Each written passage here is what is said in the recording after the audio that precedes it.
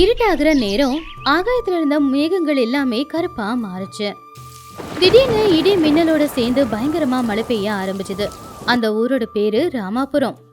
அந்த ஊரோட எல்லையில இருக்கிற ஒரு சின்ன ஓட்டு வீட்டுல ராமையாவும் அவனுடைய மனைவியான சீதாவும் அக்கத்து பக்கத்து வீட்டுல சேர்ந்த லக்ஷ்மி கௌரி, அது மட்டும் இல்லாம அவங்களுக்கு பக்கத்து வீட்டுல இருக்கிற ஒரு பாட்டி, இவங்க எல்லாரும் அந்த வீட்டுல நின்னுக்கிட்டு இருந்தாங்க.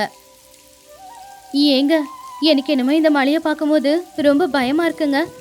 மணி நேரம் போக போக மழை இன்னும் அதிகமாகிக்கிட்டே இருக்கு. இடி மின்னல் சத்தத்துக்கு நம்ம வீடே அசைகிற மாதிரி இருக்கு. இந்த ராத்திரிக்கு நாம தாங்குவோமான்னு தெரியல. எனக்கு என்னமோ ரொம்ப பயமா இருக்குங்க. நீங்க கவனிக்கிறீங்களா? தண்ணி இருக்க இருக்க கொஞ்சம் கொஞ்சமா அதிகமாகிக்கிட்டே இருக்குங்க. ஆமா சீதா, எனக்கு பயமா தான் இருக்கு. வாசல் வரைக்கும் தண்ணி வந்துடுச்சு. இன்னும் கொஞ்சம் விட்டா நாம எல்லாரும் இந்த தண்ணியில் அடிச்சிட்டு போயிடுவோமோன்னு பயமா இருக்கு. எனக்கும் பயமா இருக்கு அண்ணே. எங்க வீட்டோட செவரு ஏற்கனவே நனைஞ்சு போச்சு. எப்ப வேணும்னாலும் இடிஞ்சு விழுந்துரும். இந்த மழையை எப்படி தாக்கு பிடிக்க போறேன்? என் வீட்டுக்காரரு கடன் பட்டு விதைய வாங்கிட்டு வந்து வச்சிருக்காரு. எல்லாம் இந்த மழை தண்ணியில வீணா போக போகுது. ஆமா கௌரி, எனக்கும் ரொம்ப பயமா இருக்கு. இப்பதான் பக்கத்து வீட்டுக்காரர் என்ன சொன்னாரு, நம்ம ஊரோட ஆத்தோட அணைக்கட்டு உடையிற மாதிரி இருக்காமே, அது உடைஞ்சா மொத்த தண்ணியும் நம்ம ஊருக்குள்ளதான் இருக்கும். எதுக்குமா எல்லாரும் பயப்படுறீங்க? இயற்கையோட விபத்து சில நேரத்துல இப்படிதான் நடக்கும். இந்த நேரத்துல நாம பயந்தா எதுவும் வேலைக்காகாது. முதல்ல நம்ம வீட்டுல இருக்கிற பொருளுங்க, அரிசி மூட்டைங்க, தானியங்க, இது எல்லாத்தையும் எப்படி பத்திரப்படுத்துறதுன்னு யோசிங்க. ஏங்க, பாட்டி சொல்றதும் உண்மைதாங்க. நாம விளைவிச்ச விளைச்சல் எல்லாமே நம்ம குடோன்ல இருக்கே, அதுக்குள்ள தண்ணி போச்சுன்னா விளைச்சல் எல்லாம் வீணா போயிடாதா? அது எல்லாத்தையுமே நாம ஜாக்கிரதையா எடுத்து வச்சாதான் நாளைக்கு ஊருக்கு உதவியா இருக்கும். நானும் அதை தான் யோசிச்சுக்கிட்டு இருக்கேன் சீதா. ஒருவேளை குடோனுக்குள்ள ஏற்கனவே தண்ணி போயிடுச்சோ என்னமோ. மணல் மூட்டையை கொண்டு வந்து போடலான்னு பார்த்தா இப்போ மணலுக்கு நான் எங்கே போகிறது? சரி, முதல்ல போய் பார்க்கலாம். 5 பேரும் அந்த மழை தண்ணியில நடந்துக்கிட்டு வீட்டுக்கு பின்னாடி இருக்கிற அரிசி குடோன் கிட்ட போனாங்க. ஏங்க, பாத்தீங்களா? கதவு சந்து வழியா ஏற்கனவே இந்த குடோனுக்குள்ள தண்ணி வர ஆரம்பிச்சிடுச்சு. இந்த அரிசியெல்லாம் நனைஞ்சு போனா நம்ம என்ன பண்றது? ஆமாம் சீதா, நான் இது எல்லாத்தையும் தூக்கி பரண மேலே வைக்கிறேன். கொஞ்சம் எங்கேயே இருங்க. மூட்டைய தூக்கி பார்த்து, ஐயோ, இந்த மூட்டையை என்னால் தூக்க முடியல. தரையெல்லாம் ஈரமாக இருக்கிறதால கால் வச்சாலே வழுக்கி விடுது. நீ தனியாளா இருக்க ராமையண்ண, தனியாளால மொத்த மூட்டையும் எப்படி தூக்க முடியும்? உனக்கு உதவி செய்யலானா எங்களாலையும் முடியல. அவ சொல்றது உண்மைதாங்க. தனியா தூக்கி உங்களுக்கு இடுப்பு ஏதாவது பிடிச்சிருச்சுன்னா நாங்க என்ன பண்றது? பொம்பளைங்களா இருந்தாலும் இந்த மூட்டையை தூக்க எங்களால உதவி செய்ய முடியலையே. உண்மைதான். ஆனா அடுத்து வயல்ல பயிரிடுறதுக்கு தேவையான முக்கியமான விதையாவது நம்ம பாதுகாக்கணும்ல. உடல் பலம்தான் எல்லாத்துக்கும் உதவாது, அறிவு பலமும் வேணும். பிரச்சனை என்னன்னு பார்த்து அதுக்கான தீர்வை யோசிக்கணும். என்னோட சின்ன வயசுலயும் இப்படி ஒரு பிரச்சனை வந்திருக்கு. அப்ப எங்க தாத்தாவும் இதே மாதிரி தானிய மூட்டைங்களை காப்பாத்தினாரு. ஏதாவது யோசனை இருக்கா பாட்டி? என்ன யோசனை பாட்டி? சொல்லு. எங்க பாட்டி என்ன சொல்றாங்கன்னு கேட்கலாம். பழைய மண் பானைங்க எல்லாம் நம்ம வீட்டுக்கு பின்னாடி விழுந்து கிடக்குல்ல, இந்த தானியம் எல்லாத்தையுமே அந்த மண் பானையில போட்டு அதுக்கு மேல ஒரு துணிய கட்டி வைங்க. ஏதாவது நல்ல கயிறா போட்டு அந்த பானையோட வாயை நல்லா இறுக்கமா மூடணும். அதுக்கப்புறமா சாணியையும் களிமண்ணையும் கலந்து அந்த மூடிய நல்லா இறுக்கமா பூசி விட்டுறணும். நல்ல யோசனை பாட்டி. களிமண்ணு போட்டு பூசினா துளி நீரு உள்ள போகாதே. பானை தண்ணியில வேணும்னா மிதக்கும், ஆனா விதைக்கு ஒன்னும் ஆகாது. இது நல்ல யோசனை தான் பாட்டி. சரி வாங்க, எல்லாரும் வீட்டுக்கு பின்னாடி போய் அந்த பானைகளை கொண்டு வரலாம். எல்லாரும் உடனே அந்த அரிசி குடோனை விட்டு வெளியில வந்து கையில விளக்கு பிடிச்சுக்கிட்டு வீட்டுக்கு பின்னாடி பானைய தேடுறதுக்காக போனாங்க. ஏங்க, இங்க ரொம்ப இருட்டா இருக்குங்க. அந்த விளக்க கொஞ்சம் தூக்கி போடுங்க. இங்க பாம்போ தேடோ ஏதாவது இருக்குமோன்னு பயமா இருக்கு. நான் பார்த்துக்கிட்டு தான் இருக்கேன் சீதா. இங்க நிறைய பானையை கவுத்து வச்சிருக்கோம்ல, இதெல்லாம் நல்லா இருக்கா இல்லையான்னு பாருங்க. இந்த பானை ரொம்ப நல்லா இருக்கு ராமையா. நான் என் சேலை முந்தானையால உள்ளையெல்லாம் தொடச்சிடுறேன். ஈரம் எதுவும் இல்லாம காஞ்சி போயிடும். அண்ணே, அப்படியே என்னோட பழைய புடவை ஒன்று இருக்கு. இந்த புடவைய நாம 4-5 கிழிச்சிட்டு அந்த பானையோட வாயை மூடுறதுக்கு நாம பயன்படுத்திக்கலாம் இல்லையா? அண்ணே, நான் களிமண்ணை எடுத்து கூடையில போட்டுக்கிட்டேன். கூடவே கொஞ்சம் சாணியும் கலந்துருக்கேன். இது ரொம்ப கனமா இருக்கு. ஆனாலும் பரவாயில்ல, எல்லாம் நல்லதுக்காக தானே. ஏங்க, நீங்க இந்த பெரிய பானையை தூக்கிக்கிட்டு போங்க, நானும் கௌரியும் சின்ன பானையை தூக்கிக்கிட்டு வரோம். லக்ஷ்மி மண்ணை சுமந்துக்கிட்டு வரட்டும். நாம எல்லாத்தையும் எடுத்துக்கிட்டு வீட்டுக்குள்ள போயிடலாம். அங்க மழை தண்ணி விடாது, அதனால வேலை சீக்கிரம் முடியும். சரி சீதா, பானையை பிடிச்சிக்கிட்டு போகும்போது பார்த்து நடங்க. என்ன வழியெல்லாம் சேரா இருக்கு இல்லையா, காலெல்லாம் வழுக்கி விடும். அப்படி பழைய பானை, புடவை, அப்புறம் களிமண்ணை எடுத்துக்கிட்டு 5 பேருமே வீட்டுக்குள்ள போயிட்டாங்க. ஏங்க, அந்த பானையை நீங்க தரையில வச்சிடுங்க. லக்ஷ்மி, அந்த களிமண்ணை எடுத்து கொட்டு. நான் எல்லாத்தையும் சேர்த்து நல்ல மெத்து மெத்துன்னு கலந்து வச்சிடுறேன். உன் தலை நனைஞ்சிருக்கு பாரு, முதல்ல தொடச்சுக்கோ. நான் போய் 2 மூட்டை நெல்லை கொண்டு வந்து வச்சிருக்கேன் பாருங்க. இது நம்ம உயிருக்கு சமம். சீக்கிரமா இந்த நெல் எல்லாத்தையும் பானைக்குள்ள போட்டுடுங்க. நான் சொல்றத கேளுங்க, எல்லாரும் பகிர்ந்து பண்ணா சீக்கிரம் வேலை முடியும். சீதா, நீ அந்த பானையை பிடிச்சுக்கோ. நீ அந்த விதை எல்லாத்தையும் எடுத்து அந்த பானையில போடு. ஏங்க, பானை நிறைய போட்டுறாதீங்க விதைய, கொஞ்சம் இடம் இருக்கட்டும். அப்பதான் துணியை நல்லா உள்ள வச்சு அழுத்தி பூசி விட சரியா இருக்கும். சரி சரி. அப்படின்னு நெல்லை போட்டு, இந்த விதைய பார்க்கும்போது சந்தோஷமா இருக்கு. கஷ்டப்பட்டு விளைய வச்சது, இதை காப்பாத்திட்டா அதுவே போதும். சீதாக்கா, இந்தா இந்த துணிய அந்த பக்கமா பொடி, நான் இந்த பக்கமா பொடிக்கிறேன். நல்ல இறுக்கமா போட்டு முடிச்சு போடணும். முடிச்சு அவராத அளவுக்கு இருக்கணும்க்கா. நான் மண்ணை சரியா கலந்துட்டேன். இந்த களிமண்ணுல சாணியை சேர்த்து கலந்ததுனால நல்லாவே ஒட்டும், கல்லு மாதிரி இருக்கும். லக்ஷ்மி, கலந்து வச்சிருக்கிற மண்ணை அடர்த்தியா அந்த பானை மேல பூசு. எங்கேயும் சின்ன தொழிவு கூட இருக்கக்கூடாது. என்னால அதை செய்ய முடியாது, அதனாலதான் நீங்க கவனமா செய்யுங்க. ஏங்க, இப்படி தரையிலேயே பானையை வச்சுட்டோம்னா தண்ணி வந்துச்சுன்னா ஒரு பானையோட ஒரு பானை மோதிச்சுன்னா மண் பானை இல்ல, உடஞ்சா எல்லாமே போயிடுமே. உனக்கு சரியான சந்தேகம் தான் வந்திருக்கு சீதா. நான் போய் ஊர் கோவில்கிட்ட தண்ணியோட அளவு எந்த அளவுக்கு இருக்குன்னு பார்த்துட்டு வரேன். தண்ணி நம்ம தெருவுக்குள்ள வரப்போகுது அப்படின்னா இன்னும் ஜாக்கிரதையா இருக்கணும். ஏங்க, நீங்க தனியா போறீங்கன்னு நான் ஒத்துக்கவே மாட்டேன். 2 பேரும் ஒன்னா வேணும்னா போலாம், நான் வரேங்க. கையில விளக்கு பிடிச்சுக்கிட்டு ராமையா, அவனுக்கு பின்னாடியே சீதா ஊரோட எல்லையில இருக்கிற ஒரு மண்டபத்துக்கிட்ட வேக வேகமா போய்கிட்டு இருந்தாங்க. ஏங்க, இங்க தண்ணியோட மட்டம் ரொம்ப அதிகமா இருக்குங்க. தண்ணி வேகமா ஊருக்குள்ள வர மாதிரி இருக்கு. இன்னொரு கொஞ்ச நேரத்துல நம்ம ஊருக்குள்ள வந்துருங்க. எனக்கு என்னமோ ரொம்ப பயமா இருக்குங்க. ஆமா சீதா, நீ தான் பார்க்கறல்ல, தண்ணி வேகமா நம்ம தெருவுக்கிட்ட வந்துகிட்டு இருக்கு. நம்ம தெருவாண்ட வர ரொம்ப நேரம் ஆகாது. சீக்கிரம் வீட்டுக்கு போகணும். என்னங்க, பானை வீட்டுக்குள்ள இருந்துச்சுன்னா வர தண்ணியில அந்த பானை முழுகி போயிடும், இல்லைன்னா அடிச்சுக்கிட்டு போயிடும். நம்ம ஏதாச்சும் ஒன்று பண்ணியே ஆகணும். நீ சொல்றது சரிதான் சீதா. பேசாம ஒரு பலகைக்கு 2 பக்கம் கயிறை கட்டி அந்த பானையெல்லாம் பலகை மேல வச்சாதான் நனையாம பத்திரமா இருக்கும். சரி சரி, சீக்கிரமா வீட்டுக்கு போலாம் வா. கோவில் கிட்ட இருந்து ராமையா சீதா 2 பேரும் அந்த விளக்கு வெளிச்சத்துல மழையில நனைஞ்சுக்கிட்டே மறுபடியும் அவங்க வீட்டுக்கு வந்தாங்க. ஆமா, தண்ணி நம்ம தெருவை நோக்கி தான் வந்துகிட்டு இருக்கு. ஏங்க, சீக்கிரமா அந்த மூங்கில் கொம்பு கயிறு எல்லாத்தையும் கொண்டு வாங்க. கொண்டு வந்துட்டம்மா. லக்ஷ்மி, சீதா, நீங்க 2 பேரும் இதை ஒரு கயிறை வச்சு கட்டுங்க. ஒரு தெப்பா மாதிரி இருக்கணும். இது தண்ணியில முழுகாம மிதக்கணும். ஆமா ராமையண்ண, உள்ள இருக்கிற அந்த பானை எல்லாத்தையுமே நான் உடனே வெளியில எடுத்துட்டு வரேன். அந்த பானையை இந்த தெப்பத்துல வச்சா தண்ணியில முழுகாம மிதந்துகிட்டு இருக்கோம்.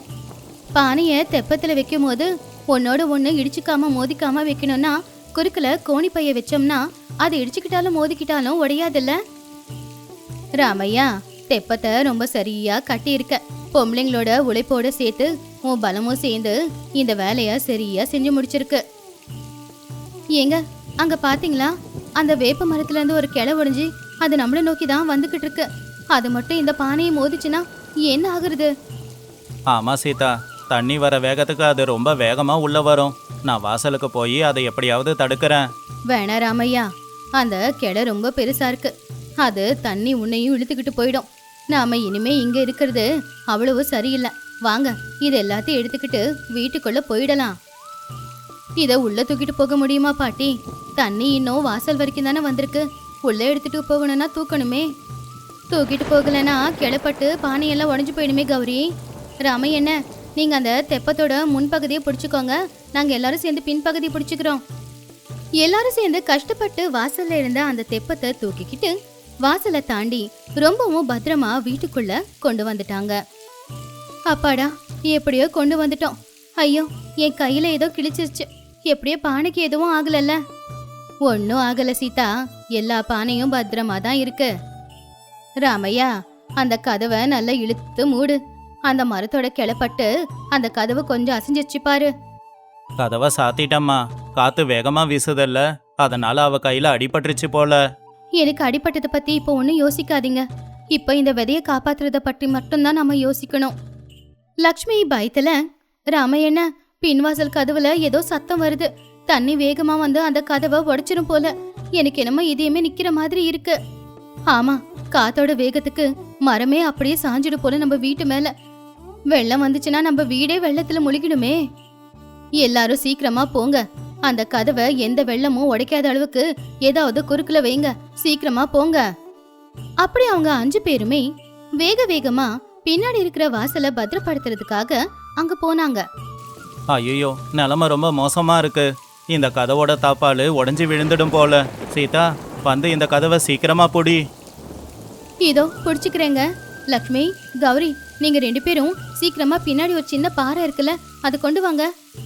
லக்ஷ்மி, இதோ இந்த பாறையை நீ தூக்கிக்கோ, இந்த பாறையை நான் தூக்கிக்கிறேன். அண்ணா, பாறையை கொண்டு வந்துட்டோம். வாசல்ல குறுக்குல வச்சிடவா? இந்த 2 கல்லு பார்த்தாதடா. அங்க இருக்கிற உரலையும் தூக்கிக்கிட்டு வாங்க. அது நல்லா கனமா இருக்கும். கதவை நல்லா அது தாக்கு பிடிக்கும். லக்ஷ்மி உரலை எடுக்க முடியாம, ஐயோ, இது என்ன இவ்வளோ கனமா இருக்கு? கௌரி, கொஞ்சம் உதவி செய்ய. ஆ, என் பக்கமா தள்ளுங்க. இப்ப இது சரியா இருக்கும். இனிமே எவ்வளவு காத்தடிச்சாலும் கதவு உறுதியா இருக்கும். அப்பாடா, எப்படியோ கஷ்டப்பட்டு உரலை கொண்டு வந்து வச்சாச்சு. என்னங்க, தலையெல்லாம் நனைஞ்சிருக்கு பாருங்க. அந்த துண்டை எடுத்து தலையில தோட்டிக்கோங்க. நாம செய்ய வேண்டியதெல்லாம் செஞ்சிட்டோம். இனிமே அந்த கடவுள் தான் எதுவா இருந்தாலும் செய்யணும். சரி வாங்க, போய் பானை கிட்ட உட்காந்துக்கலாம். அப்படி கதவுக்கு குறுக்கல கல்ல வச்சதுக்கு அப்புறம் அவங்க 5 பேருமே மெதுவா தண்ணியில இறங்கி நடந்துக்கிட்டு முன்வாசல் வழியா வீட்டுக்குள்ள போனாங்க. பாட்டி, இன்னைக்கு இந்த இரவு முடியுமா? எனக்கு என்னமோ பிரச்சனையில மாட்டிக்கிட்டு தவிக்கிற மாதிரி இருக்கு. கை கால் எதுவும் வேலையே செய்யல. என் நிலைமையும் அப்படிதான் இருக்கு கௌரி. ஏதோ விதைய காப்பாத்தின சந்தோஷம் மட்டும்தான் கொஞ்சம் இருக்கு. ஏதோ நேரத்துக்கு ஏத்தாப்புல பாட்டி ஒரு யோசனையே சொன்னாங்க. அதை கேட்டு நாம எல்லாரும் கஷ்டப்பட்டு விதைய காப்பாத்திருக்கோம். ஆம்பளைக்கு பொம்பளையும் துணையா இருந்தா எது வேணும்னாலும் சாதிக்கலாம் அப்படின்னு நிரூபிச்சிட்டோம். ஆமாங்க, நாங்க மட்டும் இருந்திருந்தா எங்களால இது எல்லாத்தையும் செஞ்சிருக்க முடியாது. நீங்களும் இருந்ததுனாலதான் இன்னைக்கு விதைகளை நாங்க எப்படியோ காப்பாத்திருக்கோம். அதுல எந்த சந்தேகமும் இல்ல சீதா. இந்த மழை நேரத்துல நீங்க எல்லாரும் புத்திசாலித்தனமா நடந்துகிட்டத அடுத்த தலைமுறை கதை கதையா பேசும். சரி சரி, புகழ்ந்ததெல்லாம் போதும். இயற்கை நமக்கு நிறைய செல்வங்களை கொடுத்திருக்கு. சில நேரத்துல இந்த மாதிரி விபத்துகளையும் கொடுக்கும். இந்த மாதிரி இயற்கை விபத்து நடக்கும்போது என்ன பண்றது ஏது பண்றதுன்னு நிதானமா யோசிச்சு அதுக்கான தீர்வை கண்டுபிடிச்சு அதுபடி செயல்படணும். அப்பதான் நம்ம பிரச்சனையை விட்டு வெளியில வர முடியும். பாட்டி, மழையோட சத்தம் கொஞ்சம் கொஞ்சமா குறையுது. எனக்கு என்னமோ மழை நிக்க போகுது அப்படின்னு தோணுது. இடி மின்னல் சத்தமும் இல்ல, வெளியில கொஞ்சம் கொஞ்சமா வெளிச்சம் வருது. பொழுது விடிஞ்சிடுச்சு போல. இனிமே நம்ம ஊருக்கு எந்த பிரச்சனையும் வராது. மெதுவா மெதுவா மழையும் நின்னு போய் ஆகாயத்துல இப்ப சூரியன் தெரிய ஆரம்பிச்சான். எல்லாருக்குமே இப்பதான் கொஞ்சம் நிம்மதியா இருந்துச்சு. அவங்க ராத்திரி முழுக்க கஷ்டப்பட்டு தயார் பண்ண அந்த தெப்பத்துல அந்த மண்பானைங்க அதுக்குள்ள இருக்கிற விதைங்க எல்லாமே பத்திரமா இருக்கிறத பார்த்து அவங்க பட்ட கஷ்டம் எல்லாத்தையுமே அவங்க மறந்துட்டாங்க. இப்படி பயங்கரமான ஒரு இயற்கை விபத்தை எல்லாருமே புத்திசாலித்தனமா கஷ்டப்பட்டு நின்னு நிதானமா எதிர்கொண்டு இன்னைக்கு விதைய அவங்க காப்பாத்திருக்காங்க. பச்சை பசேல்னு வயல்களோட ஆரோட இருக்கிற ஒரு அமைதியான ஊர் அது. சூரியன் அப்பதான் வெளியில வந்துகிட்டு இருந்தான். வீரையா அவன் வீட்டு திண்ணையில உக்காந்துகிட்டு இருந்தான். அவன் பக்கத்துல ரங்கையா வந்து உக்காந்தான். என்ன ரங்கையா, ரொம்ப நாளைக்கு அப்புறம் என் வீட்டுக்கு வந்திருக்க. எல்லாரும் நல்லா இருக்காங்களா? வயல்ல விளைச்சல் நல்லா இருக்கா? எல்லாரும் நல்லா இருக்காங்க வீரையா. விளைச்சல் என்ன நல்லா தான் விளைஞ்சிருக்கு. ஆமா, நீ எங்க? கையில பைய பிடிச்சிக்கிட்டு எங்கேயோ கிளம்புற போலையே. இன்னைக்கு வயலுக்கு போலையா? இல்ல, இன்னைக்கு பக்கத்து ஊர்ல சந்தை நடக்குதல்ல, அங்கதான் போறேன். அங்க மளிகை சாமானை வாங்கி சமைச்சா அது ரொம்ப நல்லா இருக்கு. அதுக்கு தான் கிளம்புறேன். மாட்டு வண்டியை கட்டிட்டு போய் ஒரு மாசத்துக்கு தேவையான மளிகை சாமானை மொத்தமா வாங்கிட்டு வருவேன். அது என்ன வீரையா, பக்கத்து ஊர் சந்தைக்கு போய் தான் வாங்கிட்டு வரணுமா என்ன? ஏன், நம்ம ஒரு மண்ணில் விளையிற காய்கறி சுவையா இருக்காதா? உன்னோட பொண்டாட்டியும் பின்னாடி நிறைய காய்கறி வளர்க்குறாங்களே, அது போதுமே. அட நீ வேற, இந்த காய்கறி எல்லாத்தையும் எப்பவுமே தானே சமைச்சு சாப்பிட்றோம். பக்கத்து ஊர் சந்தைக்கு போனா விதவிதமான காய்கறி எல்லாம் கிடைக்கிது. நீயும் வரியா? பக்கத்து ஊர் சந்தைக்கு போயிட்டு வரலாம். சரி சரி, நீ கூப்பிடுற, வரலனா நல்லா இருக்காது. நானும் வரேன். உடனே போய் துணியை மாத்திட்டு வரேன், இரு. அப்படி ரங்கையா அவன் வீட்டுக்கு போனா வீரைய வீட்டுக்குள்ள போய் பொண்டாட்டிய கூப்பிட்டான். கௌரி, நான் பக்கத்து வீட்டு ரங்கையா கூட சேர்ந்து சந்தைக்கு போறேன். சாயந்தரம் தான் திரும்பி வருவேன். சமையல் அறையில இருந்த கௌரி வெளியில வந்து, என்னது, பக்கத்து ஒரு சந்தைக்கு போறீங்களா? ஏங்க அவ்வளவு தூரம் பயணம் செய்யணும்? அதான் நம்ம வீட்டு தோட்டத்திலேயே எல்லா காய்கறிகளையும் விளையுதே. நேத்தே கீரை அவ்வளவு அறுவடை பண்ணிருக்கேன். அப்புறம் எதுக்கு தேவையில்லாம இவ்வளவு பணத்தை செலவு பண்றீங்க? உனக்கு அதெல்லாம் தெரியாது கௌரி. நான் பலவிதமான காய்கறியை வாங்கிட்டு வரேன். அதில் சமைச்சு பாரு, வீடு மணமணக்கும். சரி, எனக்கு நேரமாகுது, நான் கிளம்புறேன்.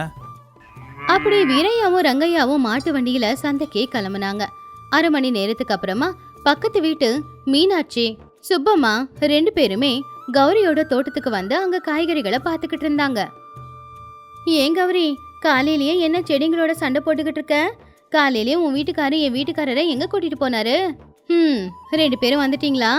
என் வீட்டுக்காருக்கு பக்கத்து ஊர் சந்தையில கிடைக்கிற காய்கறினா ரொம்ப பிடிக்கும். எங்க தோட்டத்துல விளையிற காய்கறி எல்லாம் அவருக்கு பிடிக்காது. அதான் வாங்கிட்டு வர போயிருக்காரு. என்ன கௌரி சொல்ற? நீ எவ்வளவு அழகா இந்த தோட்டத்தை பாதுகாக்கிற. இங்க இருக்கிற காய்கறிகளை எல்லாத்தையும் எவ்வளவு அழகா வைக்கிற. எப்பவுமே எந்த ஒரு ரசாயனத்தையும் கலக்காம மாட்டு சாணத்தை தான் உரமா போட்டு வளர்த்துக்கிட்டு இருக்க. ஆமா மீனாட்சி, நாம பூமியை நேசிக்கிற வரைக்கும் பூமியும் நமக்கு தேவையான எல்லாத்தையும் கொடுக்கும். அதுக்கு ரசாயனம் போட்டெல்லாம் பூமியை கெடுத்துடக்கூடாது. இங்க பாத்தியா, இயற்கையான உரத்திலேயே எல்லாமே எவ்வளவு அழகா வளர்ந்து நிக்குதுன்னு. உண்மைதான் கௌரி, உன் தோட்டத்துல இருக்கிற காய்கறி எல்லாத்தையும் பார்த்தாலே அப்படியே கண்ணுல ஒத்திக்கலாம் போலதான் இருக்கும். ஆனா இதோட அருமை உன் புருஷனுக்கு ஏன் புரிய மாட்டேங்குதுதான் எனக்கு புரியல. அவரை மாத்த வேற வழியே இல்லையா? என்ன பண்றது சுப்பம்மா, அவரா தானா தெரிஞ்சுக்கிற வரைக்கும் நான் எதுவும் செய்ய முடியாது. சரி சரி, இன்னைக்கு மதியம் யாரும் வீட்டுல சமைக்காதீங்க, இங்கேயே சமைச்சிடுறேன். எல்லாரும் ஒன்னா உட்காந்து சாப்பிடலாம். அதுக்கு என்ன, கௌரி கை சமையல்னா எனக்கு ரொம்ப பிடிக்கும். சரி சரி, நீங்க போங்க, நான் கீரையை பறிச்சுக்கிட்டு வரேன். கீரை குழம்பு செஞ்சு சாப்பிடலாம். இன்னொரு பக்கம் சந்தை ரொம்ப கலகலன்னு இருந்துச்சு. நிறைய கடைங்க. அந்த கடைங்கள்ல பலவிதமான பொருட்கள், ஜனங்களோட சத்தம் பார்க்கறதுக்கு ரொம்ப நல்லாவும் இருந்துச்சு, கோலாகலமாவும் தெரிஞ்சுக்கிட்டு இருந்துச்சு. என்ன ரங்கையா, பாத்தியா பக்கத்து ஊர் சந்தை எப்படி இருக்குன்னு? கடைங்களை பாரு, எல்லாமே பளபளன்னு ஜொலிக்குது. ஆமா ஆமா, அது என்னமோ உண்மைதான். ஆனா விலை தான் அதிகமா இருக்கு. இந்த பொருள் எல்லாம் நம்ம ஊர்ல பாதி விலைக்கு கிடைக்கும். அவங்க பக்கத்துல இருக்கிற ஒரு காய்கறி கடைக்கு போனாங்க. அந்த காய்கறி கடையில ஒரு வயசானவர் இருந்தாரு. ஐயா, இருக்கிறதுலயே நல்ல சுவையான காய்கறியை கொடுங்க. எனக்கு எங்க ஊர் காய்கறி எல்லாம் பிடிக்காது, இந்த ஊர் காய்கறியை பிடிக்கும். சீக்கிரம் கட்டுங்க. பெரியவர் சிரிச்சுக்கிட்டே, தம்பி, காய்கறி கடையில சுவைய பார்த்து காய்கறி எல்லாம் தர முடியாது. ஏன்னா மண்ணை பொறுத்து தான் காய்கறி வளரும். சரி, ஆசையா கேட்கற, இந்த காய்கறியை எடுத்துக்கோ. ரொம்ப தூரத்துல இருந்து வந்திருக்கு. இன்னைக்கு ராத்திரி என் வீட்டுல விருந்து சாப்பாடு செய்ய போறேன். அதனால நல்ல நல்ல காய்கறியும் கொஞ்சம் மசாலா பொருளும் பையில போடுங்க. ஏன் வீரையா, இது பார்க்க பெருசாதான் இருக்கு, ஆனா ரொம்ப தூரத்துல இருந்து வந்ததால கொஞ்சம் வாடி போயிருக்கு. இதுவே நம்ம தோட்டத்து காய்கறினா நல்ல பளபளன்னு இருக்கும். அட, உனக்கு அதெல்லாம் தெரியாத ரங்கையா, தூரத்துல இருந்து வர்றதால அப்படிதான் இருக்கும். ஆனா சமைச்சா ரொம்ப சுவையா இருக்கும். வீரையா நிறைய பணத்தை செலவு பண்ணி 2 பை நிறைய பொருட்களை வாங்கிக்கிட்டான். அந்த பொருட்களை எடுத்துக்கிட்டு 2 பேருமே அங்கிருந்து ஊருக்கு கிளம்புனாங்க.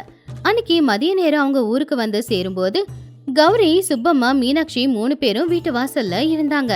கௌரி, இங்க வா. இன்னைக்கு சந்தையில இருந்து சுவையான காய்கறியை வாங்கிட்டு வந்திருக்கேன். அதை சமைச்சா ரொம்ப நல்லா இருக்கும், உனக்கு ரொம்ப பிடிக்கும். ஓ, எல்லாரும் இங்க தான் இருக்கீங்களா? எல்லாருக்கும் சேர்த்து சமைச்சிடு. இன்னைக்கு ராத்திரி எல்லாருமே இங்கேயே சாப்பிட்டுட்டு போகட்டும். சரிங்க, நீங்க குளிச்சுட்டு உக்காந்துக்கிட்டு இருங்க, நான் சமையல் வேலையை ஆரம்பிச்சிடுறேன். கௌரி புருஷ கொண்டு வந்திருந்த பைய பார்த்தா அதுல காய்கறிங்க எல்லாம் பெருசு பெருசா கலர் கலரா இருந்துச்சே ஒழிய அது பாக்குறதுக்கு வாடி போயிருந்துச்சு. கௌரி உள்ளுக்குள்ள சிரிச்சா. பாத்திய சுப்பம்மா, இந்த காய்கறி எல்லாம் ஏதோ 4 நாளைக்கு முன்னாடி பறிச்சு வச்ச மாதிரி இல்ல, அப்படியே ஒரு வாட்டமா இருக்குல்ல. ஆனா என்ன பண்றது, என் வீட்டுக்காரர் வாங்கிட்டு வந்துட்டாருல. இன்னைக்கு ராத்திரிக்கு இதையும் போட்டு நான் குழம்பு செய்யறேன். அதே மாதிரி தோட்டத்துல விளைஞ்ச கீரையும் போட்டு குழம்பு செய்யறேன். எது நல்லா இருக்குன்னு அவரே சாப்பிட்டு பார்த்து சொல்லட்டும். சரியா சொன்ன கௌரி, நான் போய் கீரைய சின்ன சின்னதா வெட்டி வைக்கிறேன். நீ பானையில கொஞ்சம் பருப்பு வேக போடு. பானையில கீரை கடைஞ்சா ரொம்ப சுவையா இருக்கும். நானும் கீரை தாளிக்கிறதுக்கு தேவையான பூண்டு மிளகாய் எல்லாத்தையும் இடிச்சு கொண்டு வரேன். இன்னைக்கு உண்மையான சுவை என்னன்னு உன் புருஷனுக்கு தெரிய வைப்போம். அப்படி 3 பொம்பளைங்களும் சேர்ந்து மண்ணடுப்புல வேலை செய்ய ஆரம்பிச்சாங்க. முதல்ல வீரையா வாங்கிட்டு வந்த காய்கறிகள், மசாலா பொருட்கள் எல்லாத்தையுமே போட்டு மணக்க மணக்க குழம்ப தயார் பண்ணாங்க. அதுக்கப்புறமா தோட்டத்துல இருந்து காலையில பறிச்சுக்கிட்டு வந்த கீரை, அது கூட கொஞ்சம் உப்பு, பச்சை மிளகா, புளி, பருப்பு இது எல்லாத்தையும் போட்டு வேக வச்சு கடைசியில ஒரு தாளிப்பை கொடுத்தாங்க. அதுலயும் அந்த தாளிப்புல கொஞ்சம் நெய்ய ஊத்தி மிளகாவை இடிச்சு போட்ட உடனே மணமணன்னு மணத்துச்சு. அந்த மனம் திண்ணையில இருக்கிற ஆம்பளைங்க வரைக்கும் போய் சேர்ந்துச்சு. அடடா ரங்கையா, வாசத்தை பாத்தியா? நான் பக்கத்தூர் சந்தையில இருந்து வாங்கிட்டு வந்த காய்கறியும் மசாலா பொருளும் வேகும்போது அந்த மனமே தனிதான். வாசம் நல்லா தான் இருக்கு வீரையா, எனக்கும் பசிக்குது. சீக்கிரம் பரிமாறினா சாப்பிட்டுட்டு படுப்பேன். அப்படி கொஞ்ச நேரத்துல சமையலும் தயாராச்சு. எல்லாருமே பரிமாறதுக்கு தயாரானாங்க. வெளியில வாழை இலைய போட்டு ஆம்பளைங்களுக்கு சாப்பாட மனசார இலையில பரிமாறினாங்க. முதல்ல நீங்க ஆசை ஆசையா சந்தையில இருந்து வாங்கிட்டு வந்தீங்களே காய்கறி, அதை போட்டு செஞ்ச குழம்பு ஊத்துறேன், எப்படி இருக்குன்னு சொல்லுங்க. எல்லாரும் அந்த சாப்பாட ஆர்வமா சாப்பிட்டாங்க. வீரையா ஆசை ஆசையா ஒரு சாப்பாடு கலந்து வாய்க்குள்ள வச்சான். அதை மெல்ல ஆரம்பிச்சான். ஆனா அவன் முகத்துல ஏமாற்றம் தான் தெரிஞ்சுது. என்ன கௌரி இது? நான் அவ்வளோ செலவு பண்ணி காய்கறி வாங்கிட்டு வந்தேன், ஆனா குழம்பு என்ன சாதாரணமா இருக்கு? மசாலா பொருளோட மனமெல்லாம் வருது, ஆனா காய்கறியில சுவை இல்லையே. நான் தான் சொன்னனே வீரையா, அது ரொம்ப தூரத்துல இருந்து வருது. பயணம் பண்ணும்போது நீர் சத்து எல்லாம் போய் அதுக்கப்புறம் சமைச்சா எப்படி சுவையா இருக்கும்? சரி பரவாயில்ல விடுங்க, இப்ப இத சாப்பிடுங்க, இன்னொரு குழம்பும் இருக்கு அப்படின்னு சொல்லி கௌரி தோட்டத்துல பறிச்சு கடைஞ்ச அந்த கீரைய தான் புருஷனுக்கு சாப்பாடுல ஊத்தி கொடுத்தா. வீரையா அந்த கீரை குழம்புல சாப்பாட கலந்து அத சாப்பிட ஆரம்பிச்சான். உண்மையிலேயே அந்த கீரை குழம்பு சாதம் ரொம்ப சுவையா இருந்துச்சு. அந்த சுவைக்கு அவன் அப்படியே மயங்கிட்டான். அது வாயில வச்ச உடனே எந்த கஷ்டமும் இல்லாம கரைஞ்சி போய்கிட்டு இருந்துச்சு. அடடே, என்ன கௌரி, இந்த கீரை குழம்பு இவ்வளோ நல்லா இருக்கு, ரொம்ப சுவையா இருக்கு, ரொம்பவும் மணமணக்குது. ஆமா, சந்தையில நான் கீரை வாங்கலையே, அப்புறம் எப்படி குழம்பு வச்ச? யாருக்கிட்டையாவது சொல்லி பக்கத்து ஒரு சந்தையில வாங்கிட்டு வர வச்சியா? அப்போ சுப்பம்மா சிரிச்சுக்கிட்டு, அண்ணன் அண்ணன் வீர என்ன, உங்க கற்பனை இருக்கே அது அளவுக்கு அதிகமா போய்கிட்டு இருக்கு. அந்த கீரை எங்க இருந்து வாங்கிட்டு வரல, அந்த கீரை உங்க வீட்டுக்கு பின்னாடி தோட்டத்துல உங்க பொண்டாட்டி விளைய வச்ச கீரை. ஆமாங்கண்ண, உங்க பொண்டாட்டி எந்த ஒரு ரசாயனமும் கலக்காம வளர்த்த கீரை அது. அதுக்கு இயற்கையான உரத்தை தான் பயன்படுத்திருக்கா. அதனாலதான் அந்த கீரைக்கு அவ்வளவு சுவை இருக்கு, தெரிஞ்சுக்கோங்க. அதை கேட்டு வீரையோட வாயில இருந்து வார்த்தைகள் வரல. இத்தனை நாள் அவன் எவ்வளவு முட்டாள்தனமா யோசிச்சிருக்கான் அப்படின்னு அவன் புரிஞ்சுக்கிட்டான். நான் ரொம்ப தப்பா யோசிக்கிறேன் ரங்கையா. எங்கேயோ கிடைக்கிற பொருள்ல சுவை இருக்கும், உள்ளூர்ல விளையிறதுல சுவை இருக்காதுன்னு நினைச்சிட்டேன். அந்த கடைக்கார பெரியவர் சொன்னது இப்ப ஞாபகம் வருது. காய்கறியில சுவையெல்லாம் மண்ணை பொறுத்து தான் மாறும்னு சொன்னாரு. நம்ம ஊர் மண்ணுல சுவை இருக்கு. ஆமா வீரையா, நாம நம்ம ஊர்ல நம்ம கையால விளைய வைக்கிறத விட மத்ததெல்லாம் சுவையா இருக்குமா? பக்கத்துல இருக்கிற தட்டை பார்த்தா நம்ம வயிறு நிரம்பாது. நம்ம தட்டு சாப்பாடை சாப்பிடும் போதுதான் பசி தீரும். நீங்க இனிமேலாவது இந்த சந்தைக்குன்னு ஓடிக்கிட்டு இருக்காம தோட்டத்துல விளையிற காய்கறிகளுக்கு கொஞ்சம் உதவி செய்யுங்க. முடிஞ்சா கொஞ்சம் உரத்தை தயார் பண்ணிட்டு வந்து போடுங்க, கொஞ்சம் தண்ணிய கொண்டு வந்து ஊத்துங்க. சரி கௌரி, கவலைப்படாத. நாளையிலிருந்து நம்ம தோட்டத்து வேலையில நானும் பங்கெடுக்கிறேன். காய்கறி வளர்க்க உதவி பண்றேன். நாம விளைய வைக்கிறத விட வேற எதுவும் சுவையா இருக்காது. அப்படி வீரையாவுக்கு அன்னைக்கு ஒரு பாடம் தெரிஞ்சுது. நம்ம வீட்டுல விளையிற காய்கறியை விட வெளியில சந்தையில பணம் கொடுத்து வாங்குற காய்கறி தான் சுவைன்னு நினைச்சுக்கிட்டு இருந்த வீரையாவோட மனசு அன்னையிலிருந்து மாறுச்சு. அடுத்த நாள்ல இருந்தே பொண்டாட்டி கூட சேர்ந்து தோட்டத்துக்கு போறது, தோட்டத்துல இருக்கிற காய்கறி செடிகளுக்கு தண்ணிய ஊத்துறது, உரத்து போடுறது, இப்படி ரொம்பவும் ஆரோக்கியமா காய்கறிகளை வளர்த்து சுவையான சாப்பாட சாப்பிட்டுக்கிட்டு இருந்தான்.